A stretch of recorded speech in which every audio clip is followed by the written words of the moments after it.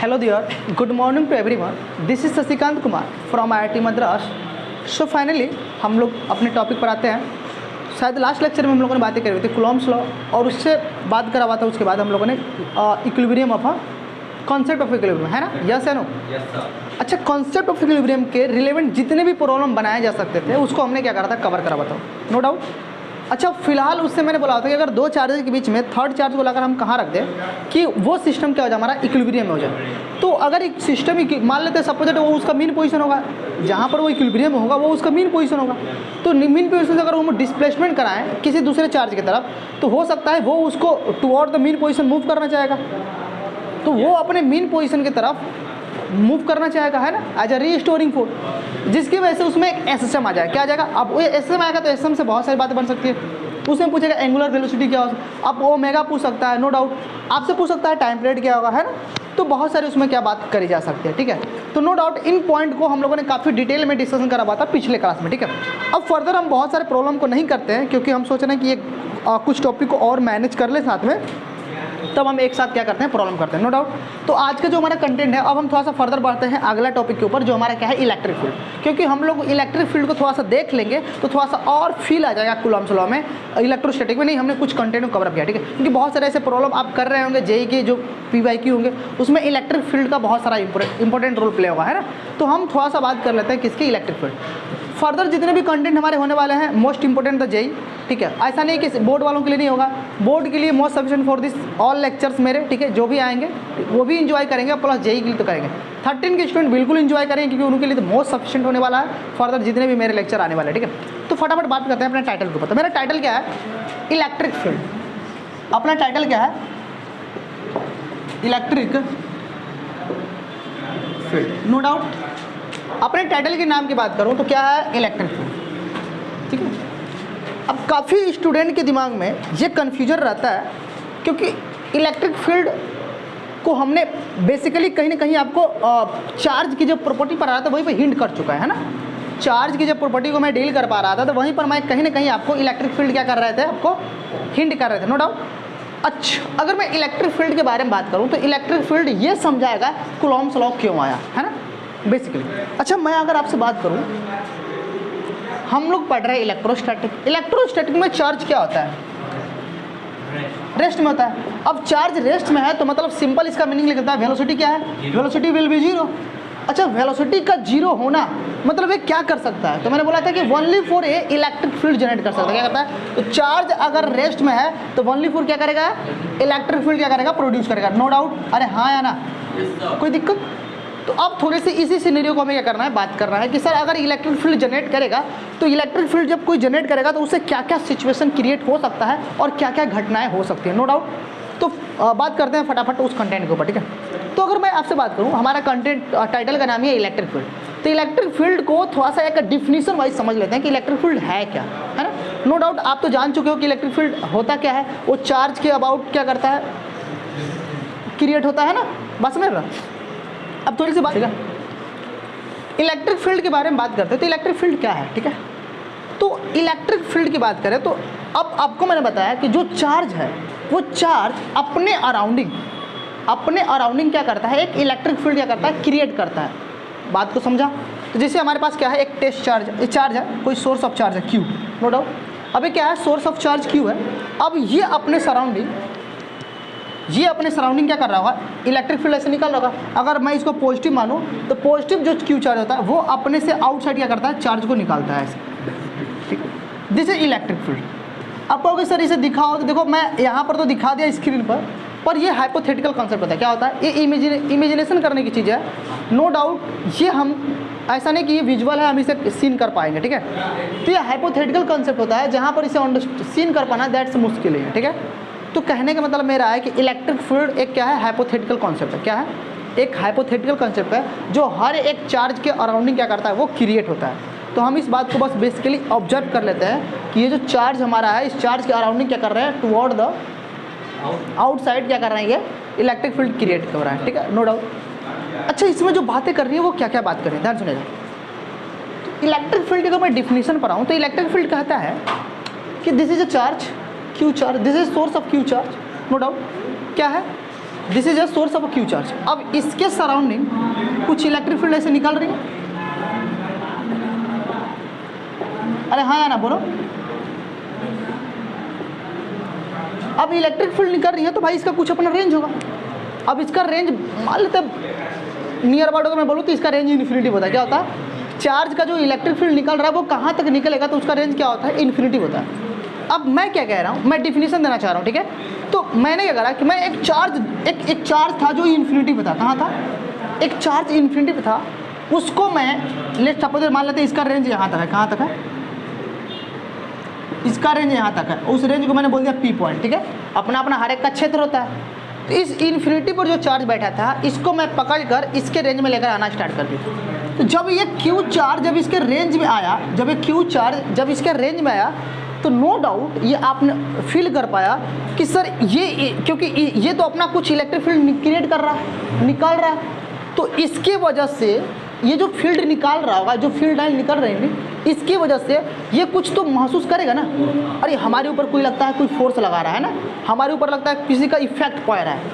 तो ये जो चार्ज आएगा इसके रेंज में तो ये कुछ महसूस करेगा। वो क्या फील कर पाएगा? लगता है हमारे ऊपर किसी का इफेक्ट पड़ रहा है। उस इफेक्ट को अंडरस्टैंड करने के लिए वो कितना इफेक्ट होगा, वो कितनी कैपेसिटी होगी उसकी, और कितना उसकी मतलब ताकत होगी कि ये कितने ताकत से इसके ऊपर इफेक्ट डाल रहा होगा, उसी ताकत को हम क्या करते हैं इस चैप्टर में समझते हैं। बात को समझ गए ना? इस चैप्टर में जिन पॉइंट का डील करना है वो क्या है? सिंपल है। इस चार्ज से जो क्रिएट होने वाली है इलेक्ट्रिक फील्ड, वो इलेक्ट्रिक फील्ड एक दूसरे चार्ज को कितना इफेक्ट कर पाएंगे, उस इफेक्ट को हम एज अ डील कर पाएंगे इलेक्ट्रिक फील्ड। बात समझ रहे हैं? तो अगर मैं इसके डिफिनीशन की बात करूँ तो डिफिनीशन हम कैसे लिख पाएंगे इस चीज़ को हम समझते हैं। तो डिफिनीशन लिखने से पहले हम एक बात और समझ लेते हैं कि सभी चार्ज जो होते हैं वो सभी चार्ज क्या होते हैं? क्रिएट करते हैं। जितने भी चार्ज है, ठीक है, जो चार्ज होते हैं, charge create electric field about itself. पहले हमने बात देख लिया कि जितने भी चार्ज होते हैं सभी चार्ज क्या करते हैं? अपने अराउंडिंग क्या करते हैं? एक इलेक्ट्रिक फील्ड क्रिएट करते हैं। तो नो डाउट ये चार्ज अपना कुछ इलेक्ट्रिक फील्ड क्रिएट किया होगा। इसके रेंज में अगर दूसरे चार्ज को हम लेकर आएंगे तो इसका कुछ उसके ऊपर इफेक्ट पड़ेगा। उस इफेक्ट को हम एक्सपीरियंस कर पाएंगे due to this electric field की जो कॉन्सेप्ट है, ठीक है। बात समझ पा रहे हैं ना? इजीली, बहुत आसान कॉन्सेप्ट है, बहुत डीपर नहीं है, ठीक है। तो पहले हम इसको आज डिफिनीशन समझ लेते हैं। तो मैं डिफिनीशन में क्या इसको समझाऊंगा? मैं ये बोलूँगा, ठीक है, force experience by test charge. कैसे समझाऊंगा डिफिनीशन में? Force experience by test charge due to source per unit test charge. कहने का मतलब मेरा यह है कि मैं जो समझा पा रहा हूँ वो क्या मैं समझा पा रहा हूँ, जिसे मैं यहाँ पर लिख देता हूँ। फोर्स एक्सपीरियंस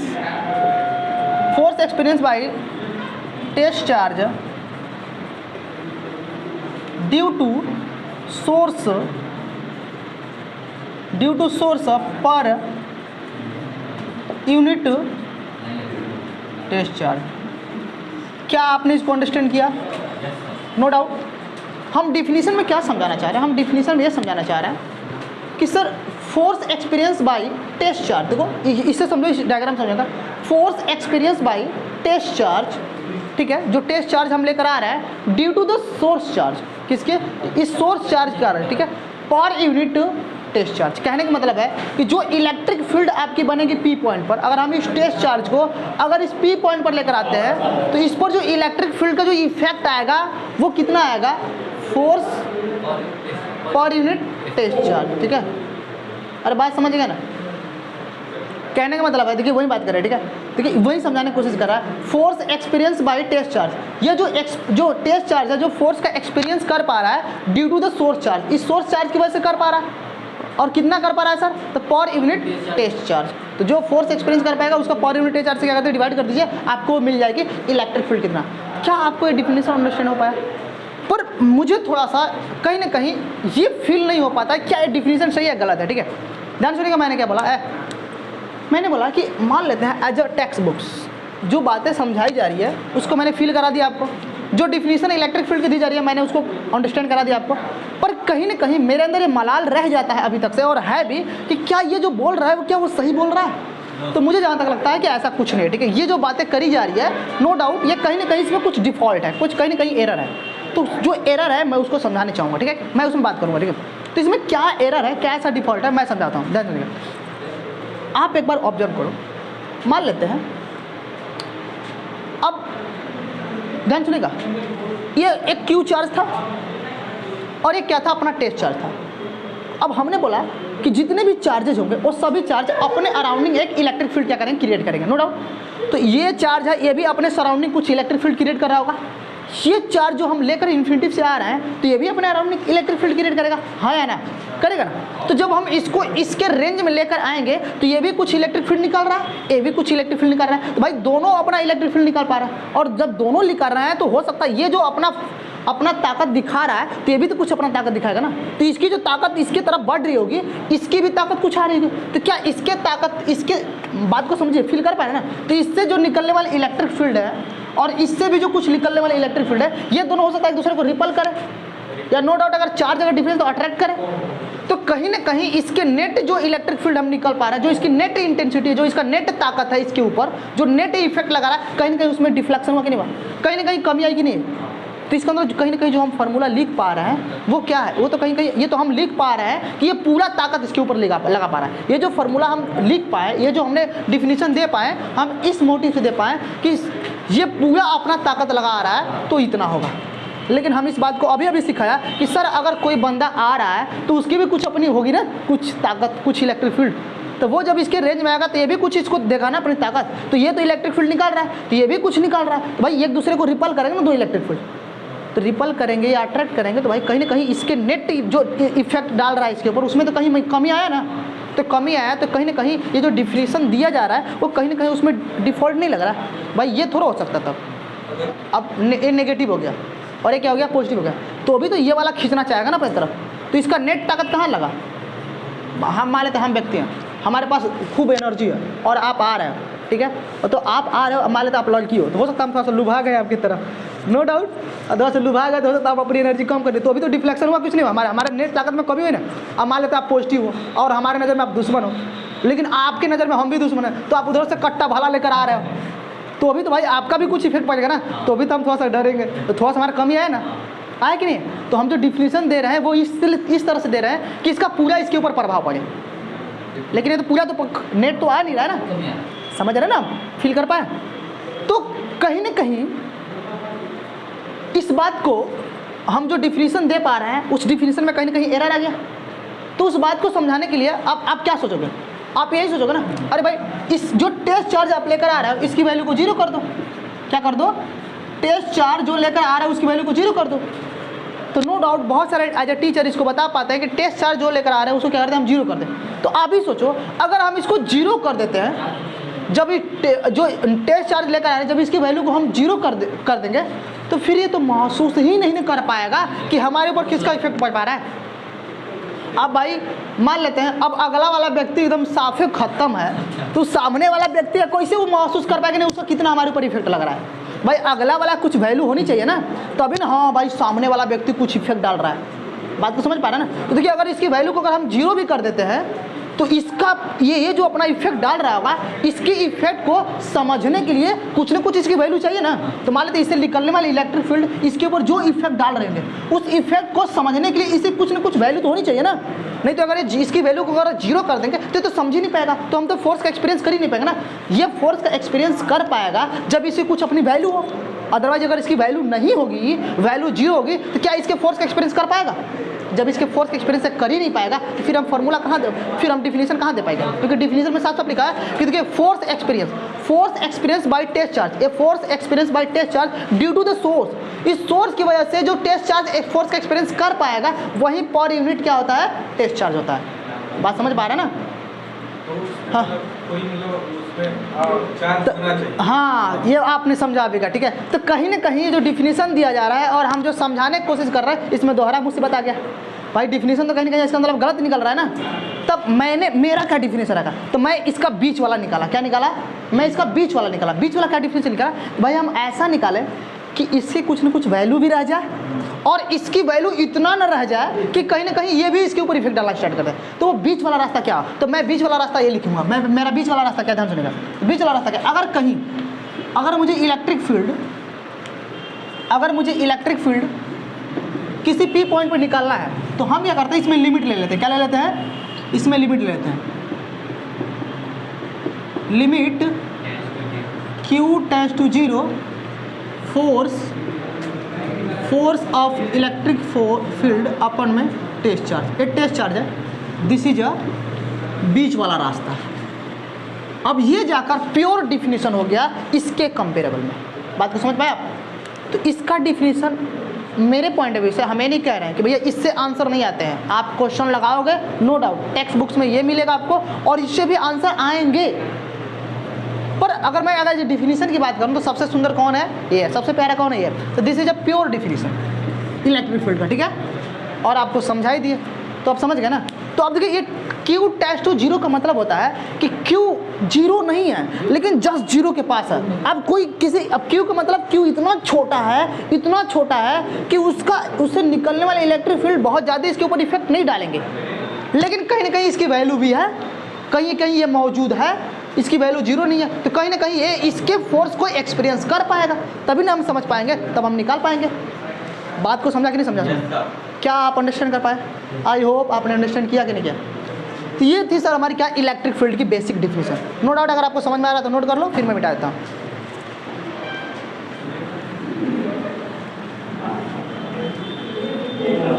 अब डिफिनीशन की बात करें, सॉरी प्रॉपर्टी की बात करते हैं। प्रॉपर्टी में क्या कहते हैं कि पहले प्रॉपर्टी लिखिए फटाफट, प्रॉपर्टी ऑफ इलेक्ट्रिक फील्ड। देखिए इलेक्ट्रिक फील्ड के डिफिनीशन पर आएंगे और थोड़ा सा इसका एक कितना फोर्स लगा पा रहे हैं, इफेक्ट डाल पा रहे हैं, उसकी इंटेंसिटी को हम देंगे, उसके स्ट्रेंथ को देंगे और सीधे सीधे हम जेई नीट के प्रॉब्लम करेंगे, ठीक है। फर्दर इसकी प्रॉपर्टी, इसके और सारी बातें हम आगे करेंगे, ठीक है। यहाँ पर बस थोड़ी थोड़ी उन चीज़ की रिक्वायरमेंट है जिसकी हमें ज़रूरत है, ठीक है। जिसकी ज़रूरत है उसको बस देख लेते हैं और हम बातें क्या करेंगे आगे करते रहेंगे, ठीक है। तो फटाफट पहली प्रॉपर्टी देखते हैं। पहली प्रॉपर्टी की बात है electric field is a vector quantity. क्या होता है? Is a vector quantity. No doubt electric field क्या होता है? Vector quantity. क्योंकि सर इलेक्ट्रिक फील्ड को हम क्या करते हैं, उसका मैग्नीट्यूड होता है और उसका एक फिक्स डायरेक्शन होता है, किसी हम उसको डायरेक्शन में लेकर जाते हैं, ठीक है। अब भाई तुम्हें इधर जाना है, तुम्हें इधर जाना है। दूसरी पॉइंट बहुत इंपॉर्टेंट है, इलेक्ट्रिक फील्ड जो होता है वो नॉन कंजर्वेटिव फोर्स होता है। वो क्या होता है? कंजर्वेटिव होता है और नॉन कंजर्वेटिव होता है। क्या होता है? अब कंजर्वेटिव नॉन कंजर्वेटिव का मतलब यह है कि अभी तक से हम जब तक इलेक्ट्रोस्टैटिक स्टार्ट करेंगे, जब तक से हम कूलॉम्स लॉ पढ़ेंगे, तब तक से हमें कंजर्वेटिव ही दिखेगा। जब हम ईएमआई में पहुंचेंगे, मैग्नेटिक और काइनेटिक चैप्टर में पहुंचेंगे, तो वहाँ पर आपको ये फील्ड जो लाइन देंगे ना, वो नॉन कंजर्वेटिव की तरफ भी काम करेंगे, ठीक है। तो अभी फिलहाल में हमें कंजर्वेटिव की बात कर लेनी है और बाद में चला क्या देंगे हम लोग नॉन कंजर्वेटिव देंगे, ठीक है। हाँ, थर्ड पॉइंट की बात करते हैं, कंजर्वेटिव और नॉन कंजर्वेटिव, ठीक है।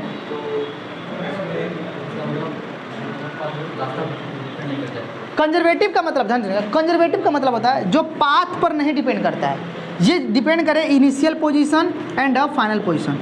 नॉन कंजर्वेटिव का मतलब होता है कि वो पाथ पर भी डिपेंड कर रहा है। समझ मेरी बात है ना? तो कल बात है। अगली प्रॉपर्टी है थर्ड प्रॉपर्टी में क्या बात करेंगे? जो चार्ज होते हैं ना, अगर पॉजिटिव चार्ज होगा तो वो इलेक्ट्रिक फील्ड क्रिएट करेगा आउटवर्ड। क्या करेगा? पॉजिटिव चार्ज हमेशा इलेक्ट्रिक फील्ड क्या करता है? आउटवर्ड करता है, ठीक है। और नेगेटिव चार्ज क्या करता है? वो इनवर्ड करता है। क्या करता है? इनवर्ड करता है। बात को समझे ना? पॉजिटिव चार्ज इलेक्ट्रिक फील्ड को आउटवर्ड क्रिएट करता है और नेगेटिव चार्ज क्या करता है? इनवर्ड क्रिएट करता है, ठीक है, इलेक्ट्रिक फील्ड को। नो डाउट यहाँ तक समझ आएगा। अच्छा, 3 प्रॉपर्टी है, और प्रॉपर्टी देखेंगे, लेकिन फिलहाल में हम थोड़ा सा टॉपिक पर आते हैं। अच्छा, आगे बढ़ने से पहले एक बात और कर लेते हैं यहाँ पर। अगर मैं आपको सिंपल बताऊँ, अरे 3 प्रॉपर्टी समझो ना, इधर ये है ना।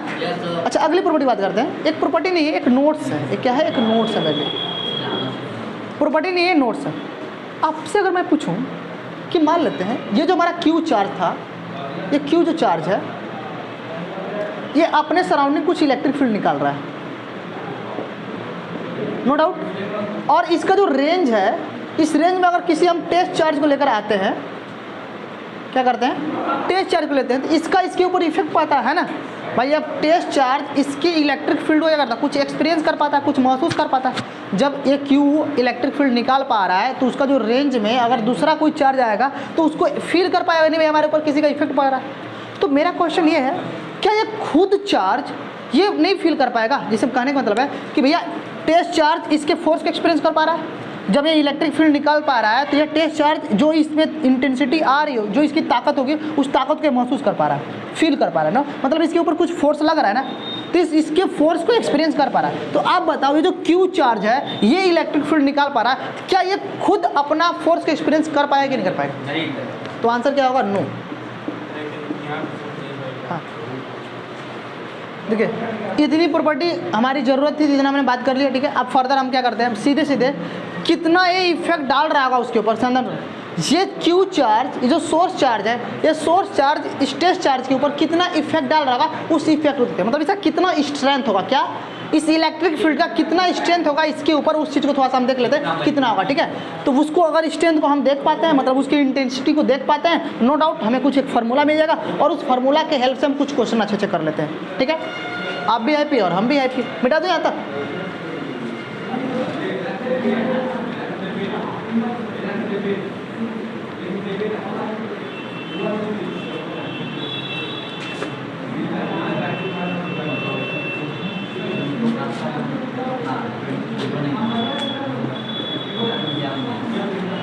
चलिए ध्यान सुनिए, this is a Q charge और दिस इज क्या है, पी पॉइंट है।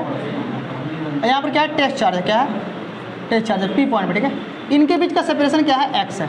इनके बीच का सेपरेशन क्या है, एक्स है।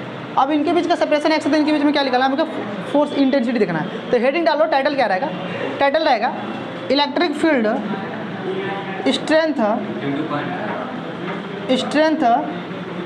ड्यू टू पॉइंट चार्ज, ठीक है। तो मैं इलेक्ट्रिक फील्ड क्या देखना है, स्ट्रेंथ देखना है। टाइटल लिख लेना अपना, टाइटल डालो। तो हमने बोला कि एक क्यू चार्ज है, एक टेस्ट चार्ज है, इनके बीच का स्ट्रेंथ देखना है, कितना आएगा। तो सर अगर मुझे बताऊं तो कितना आएगा, इलेक्ट्रिक फील्ड जो आएगा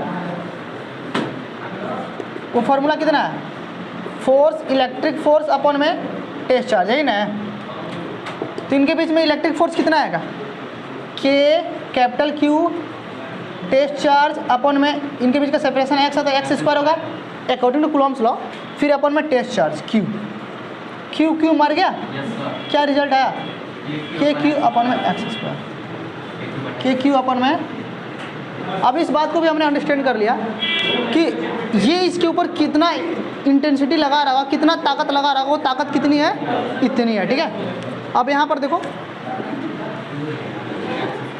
बात समझे ना, तो कितना इसका रिलेशन है, जो रिलेशन है E P is equal to k q upon में एक्स स्क्वायर, नो डाउट।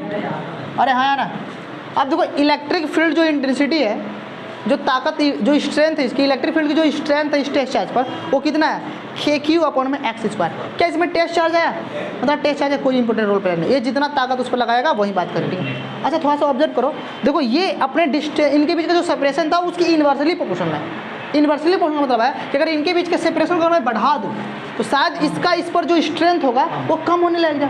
यानी कि आप इसको जितना दूर ले जाओगे, हाँ जितना इसको आप दूर ले जाओगे, इसका इसके ऊपर इफेक्ट बहुत धीरे धीरे कम होते जाएगा ना, डिक्रीज कर जाएगा। तो सिंपल मैं कह सकता हूँ, तो इसका अगर मैं ग्राफ बनाऊँ तो ग्राफ क्या हो सकता है, इलेक्ट्रिक फील्ड जो होगा और इलेक्ट्रिक फील्ड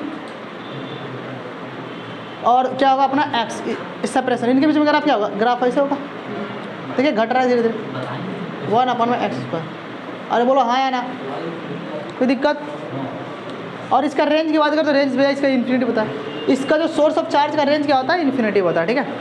आप अगर इस टेस्ट चार्ज को इन्फिनिटी पे लेकर चले जाओगे तो शायद इसका लगने वाला फोर्स 0 हो चुका हो, निग्लिजिबल, बहुत कम हो चुका हो।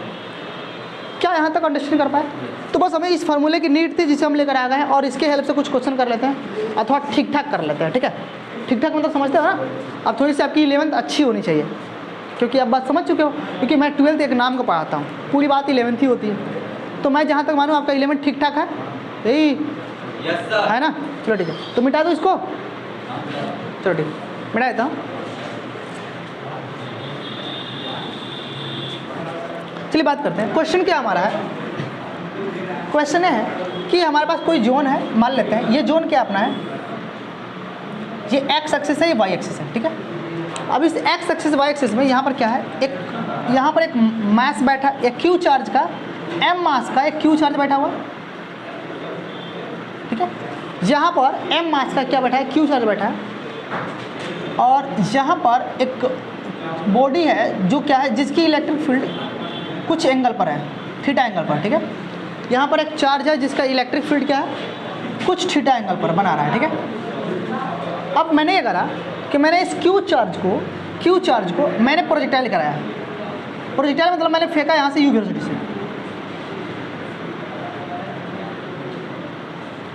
मैं यू वेलोसिटी से फेंका इसको, इनिशियल वेलोसिटी से क्या है, यू है, किस पर, अल्फा एंगल पर, ठीक है। हमारे पास एक m मास का क्यू चार्ज था और यहाँ पर एक बॉडी थी जिसकी इलेक्ट्रिक फील्ड कुछ थीटा एंगल पर था। क्या था, कुछ थीटा एंगल पर था।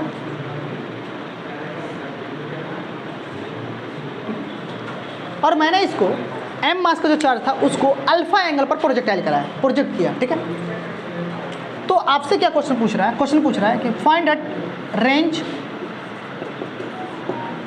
सेकंड क्वेश्चन पूछ रहा है टाइम ऑफ फ्लाइट, और थर्ड क्वेश्चन पूछ रहा है मैक्सिमम हाइट क्या होगा।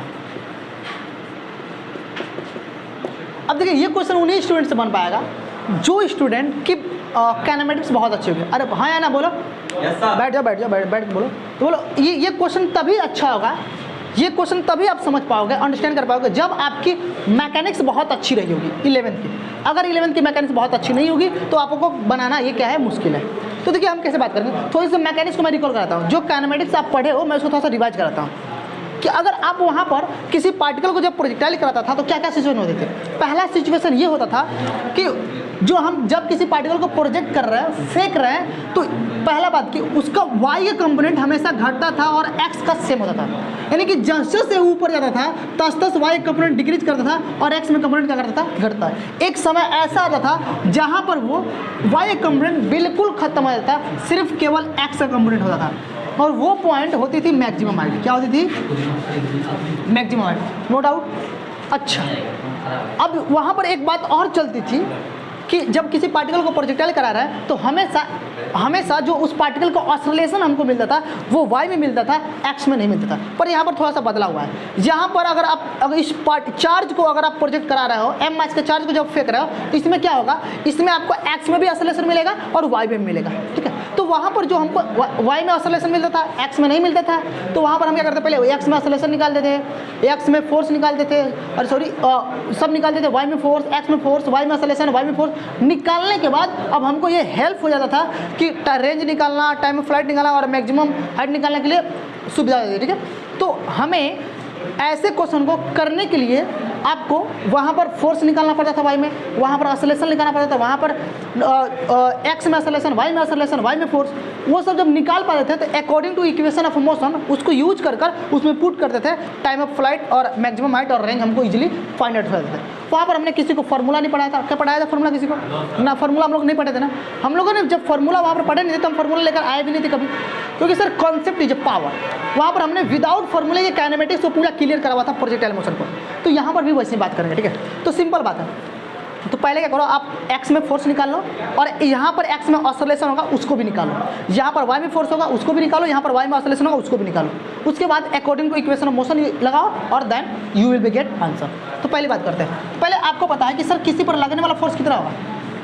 इलेक्ट्रिक भाई फेंक रहा हो तो इससे इलेक्ट्रिक फील्ड आ रही है, तो लगने वाला फोर्स कितना होगा, एफ अपन में क्यू। आपने यही पढ़ा इक्वेशन, कितना होगा, एफ अपन में ई क्यू, यही होगा, फॉर्मूला यही होगा।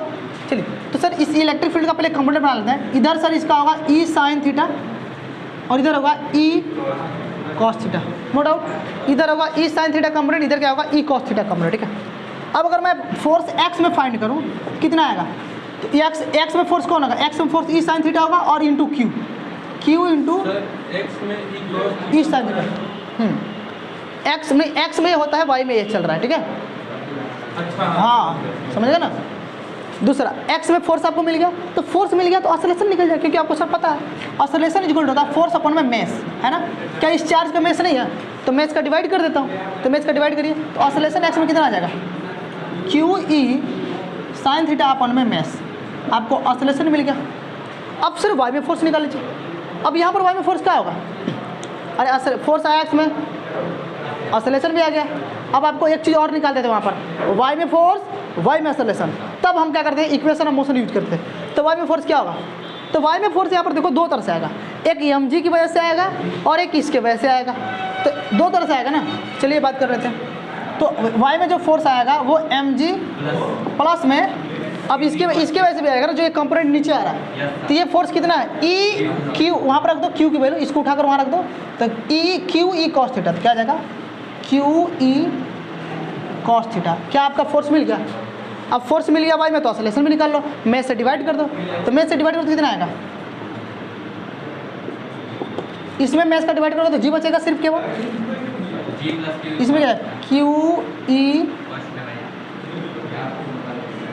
कॉस थीटा अपन में, this is a acceleration of a y and force of a y axis. अब इनको निकालने के बाद सीधे सीधे हम लोग क्या करते थे, इक्वेशन ऑफ मोशन यूज करते थे और then we will get answer. तो फटाफट करिए आप लोग। तो इक्वेशन ऑफ मोशन कौन सा लगाएंगे? तो हमारे पास इक्वेशन ऑफ मोशन 3 होती थी, तो अकॉर्डिंग टू द क्या ज़रूरत होती थी, किसकी नीड होती है, उसके अकॉर्डिंग हम लगा देते हैं। तो देखिए, अगर मुझे निकलना है टाइम ऑफ फ्लाइट, तो टाइम ऑफ फ्लाइट के लिए सबसे अच्छा क्या था, वाई में, देखिए यहाँ पर वाई में वेलोसिटी क्या थी, 0 है भाई, मैक्सिमम वेलोसिटी वाई में 0 है ना, तो हम इसको लगा लेते हैं v y is equal to u y plus में ए वाई और टी। अच्छा, टाइम ऑफ फ्लाइट की तो मैं बात करूँ, टाइम ऑफ फ्लाइट होता क्या था एक्चुअली में वहाँ पर, तो टाइम ऑफ फ्लाइट हम किसे कहते थे, सर जब हम किसी पार्टिकल को फेंक रहे हैं ऊपर, तो जाने का टाइम और क्या कर दो आने का टाइम, मतलब जाने का टाइम में डबल कर दो, क्या हो जाएगा टाइम ऑफ फ्लाइट मिल जाएगा। ये नहीं करते थे हम लोग, तो भाई अब जो आप यहाँ से फेंक रहे हो तो जो जाने का टाइम है उसका डबल कर दो, टाइम ऑफ फ्लाइट मिल जाएगा। हाँ, तो ये क्या करते हैं यहाँ पर, देखिए अब इस इक्वेशन को यूज करिए, बोलिए मैक्सिमम वाई में वेलोसिटी क्या होगी, फाइनल तो भाई 0 होगी ना, यहाँ पर 0 कर देते हैं, फाइनल क्या होगी 0 होगी, 0। इनिशियल कितना होगी, तो इनिशियल देख लीजिए यहाँ पर, तो इनिशियल क्या होगा वाई में यू साइन अल्फा, अल्फा फेंक रहा है ना, you sin alpha, you sin alpha plus में वाई में एक्सेलरेशन कितना है, तो हमने निकाल चुके वाई में एक्सेलरेशन, इसको उठाकर यहाँ पुट कर दीजिए, जी प्लस में Q E cos theta upon में मेस इंटू टी। यहाँ से टी निकाल लीजिए, अब टी कितना आएगा, फटाफट बोलो टी कितना आएगा, सॉल्व किया किसी ने, कितना है बोलो, बोलो कितना है सॉल्व किया, अरे सॉल्व कौन तक किया, बोला क्या हो गया सर, कितना है यू साइन अल्फा, रुक जाओ 1 मिनट रुक जाओ, u sin alpha divide by g plus में बाई एम, ठीक है। अब ये टाइम जाने को गया, इसका कर दीजिए डबल कर दीजिए, क्या कर दीजिए 2 का मल्टीप्लाई कर दीजिए, यही टाइम ऑफ फ्लाइट हो गया।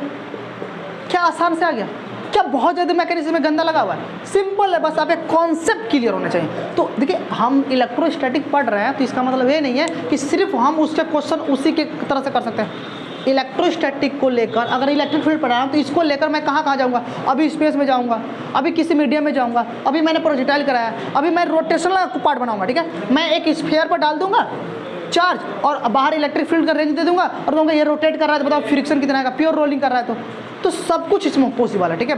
पूरी मैकेनिक्स समझ लिए घुस गई है। क्या आपको इजीली अंडरस्टैंड हो पाया, क्या आपने टाइम ऑफ फ्लाइट निकाल लिया, अरे हाँ या ना बोलो, कर पाए ना, क्या मैं टाइम ऑफ फ्लाइट आ गया ना, तो क्या रेंज निकाल लो, चलो फटाफट बता दो, मिटा दो इसको, हो गया ना, रेंज निकालते हैं।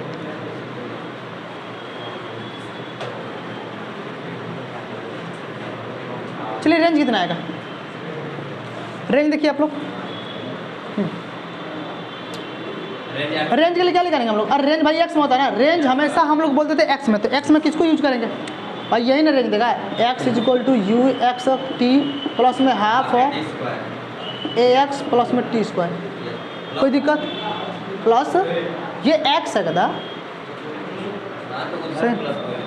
टी स्क्वायर कहाँ प्लस बोल दो, एक्स मतलब रेंज बोल दो, इनिशियल वेलोसिटी कितनी, यू इनिशियल यहाँ कितना होगा, you cos alpha, time of flight शायद आपने लिखा ना, आपने कितना पुट कर दो, जी प्लस में हाफ, अरे बोलो अरे दिख रहा है ना सबको, बोलो हाँ या ना, half.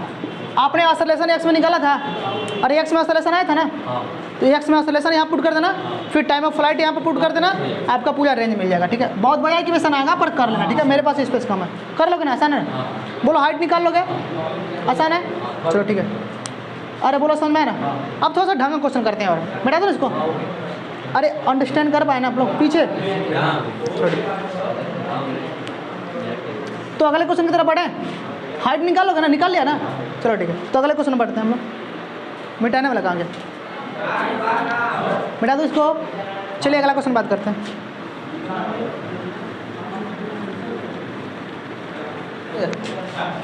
This is a plate, एक प्लेट है, ध्यान सुनो। और ये भी क्या, एक प्लेट है, इस पर नेगेटिव चार्ज है और इस पर क्या है, पॉजिटिव चार्ज है,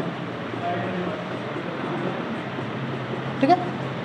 अब इसके ये दोनों क्या रखे हैं, टेबल पर रखे गए, ये दोनों क्या रखे हैं, प्लेन पर रखे गए हैं किसी, ठीक है। ऐसा नहीं कि हवा में ऐसे उड़े हैं, ठीक है, ये किसी प्लेन पर है। अब यहाँ से मैंने एक छुट्टी को क्यू चार्ज लिया जो नेगेटिव का था, कुछ एम मास का था, मैंने इसको इनिशियल वेलोसिटी यू से फेंक दिया यहाँ पर। तो ये यहाँ से दौड़ना स्टार्ट कर दिया और आगे चलकर क्या कर गया अपना, ये इसके पाथ का डिफ्लेक्शन हो गया, ठीक है भाई। इसको भाई यहाँ पर नेगेटिव है तो बात समझ रहे हो ना इनकी, ठीक है। तो यहाँ से अगर यू से मैंने भेजा तो ये वाले इसको नेगेटिव चार्ज को ये अट्रैक्ट करेंगे, इधर खींचेंगे, तो पूछेगा आपसे इसके बीच में कितना डिफ्लेक्शन आएगा। पहला क्वेश्चन क्या आएगा, डेविएशन,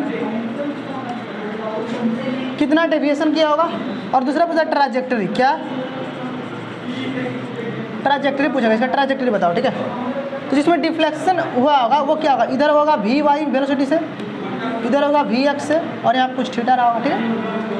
तो आपसे पूछ रहा है क्या डेविएशन कितना होगा, बात समझ ना। डेविएशन मतलब उसका एंगल निकाल लो, वो कितना एंगल पर शिफ्ट हुआ वो बता देगा डेविएशन, आसान है ना। चलो बात करो कैसे करेगा, सोचो एक बार, सिंपल है पर सही है ना। चलो बात कर ले। देखो जब इसे नेगेटिव चार्ज को आप इनिशियल यू वेलोसिटी से फेंकोगे तो आपको सर पता है कि सर आगे चलकर ये डिफ्लेक्ट हो गया अपने पाथ से डिफ्लेक्ट है, तो कितना डिफ्लेक्शन हुआ, मतलब कितना डेविएट कर गया, कितना डेविएशन हुआ, वो डेविएशन बताना है। तो पहले बात कर लेते हैं कि सर इलेक्ट्रिक फील्ड पॉजिटिव से नेगेटिव जाएगी और इसका फोर्स किधर आएगा, क्यू ही आएगा। भाई इस पर लगने वाला जो इलेक्ट्रिक फील्ड फोर्स होगा वो क्यू होगा ना, नीचे, समझ पा रहे हो ना। तो सर हमें बताना है कि सर कितना डिफ्लेक्शन, मतलब थीटा निकालना है ना। कैसे निकालोगे, आसान है, आप वाई में वेलोसिटी निकालो। देखो अगर मैं बात करूँ टेन थीटा कितना होता है वाई में, अरे टेन थीटा कितना होता है, अगर मैं बात करूँ इसके लिए टेन थीटा लिखूँ तो टेन थीटा इसके लिए क्या लिख सकता हूँ, देखो यार है, सुनो क्या बात करोगे। तो अगर डेविएशन पता करना है तो डेविएशन का हम लोग बोलो वेक्टर में क्या बात करते थे, तो टेन थीटा अगर मुझे लिखना होता है, टेन थीटा वाई में वेलोसिटी और एक्स में वेलोसिटी निकाल लो, हो जाएगा आपका डिफ्लेक्शन। तो वाई में वेलोसिटी लेकर आ जाओ, एक्स में वेलोसिटी लेकर आ जाओ, दोनों को पुट कर दो, आंसर आ जाएगा, थीटा मिल जाएगा, सिंपल है ना। तो कैसे बात करोगे, तो सर अगर मैं एक्स में वेलोसिटी निकालूँ तो एक्स में वेलोसिटी कितनी होगी, तो सर अगर फेंक रहे हो आप यहाँ से इनिशियल यू से, तो भाई एक्स में तो वही वेलोसिटी रहेगी ना। तो मैं अगर बात करूँ एक्स में वेलोसिटी क्या आएगी, जो इनिशियल वेलोसिटी जो थी और जो फाइनल होगी वो यू ए होगी। भाई एक्स में जो वेलोसिटी होगी तो बदल गया है नहीं, एक्स में इनिशियल वेलोसिटी फाइनल वेलोसिटी वही रहेगी ना।